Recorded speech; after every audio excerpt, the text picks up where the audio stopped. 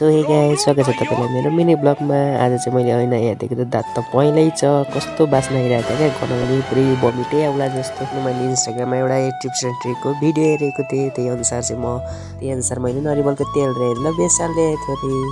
त्यसपछि चाहिँ मैले आफ्नो ब्रस झिकेर कलमा लगेर सही धोएँ। त्यसपछि धोइसकेपछि चाहिँ टक्क अब चाहिँ यसो फेरि हेरेको त छ्या कस्तो गनाउने, अब चाहिँ मान्नै पर्छ भनेर सबै सामानहरू ठिक पारेँ। अनि त्यसपछि चाहिँ मैले हाल्न थालेँ। सुरुमा चाहिँ मैले तेल हालेँ, नरिवलको तेल, अनि त्यसपछि बेसार हालेँ, अनि हातमा पनि बेसार हालेँ। अनि त्यसपछि चाहिँ मजाले मलेँ र दाँतमा एकदम गोटी माझ्न थालिसकेँ। मैले भित्रबाट पनि गोटी माझे हुँदै थियो।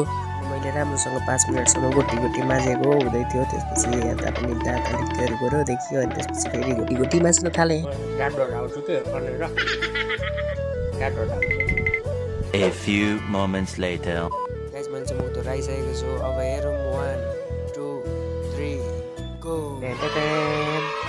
धेरै नै राम्रो छ यो ट्रिक, काम गर्ने छ। त्यही भएर तपाईँले पनि ट्राई गर्नुहोस् गाइस। भिडियोलाई लाइक गरिदिनुहोस्, एकदमै राम्रो रहेछ। च्यानललाई सब्सक्राइब गरिदिनुहोस्। फेरि म आउँछु अर्को भिडियोमा। By by.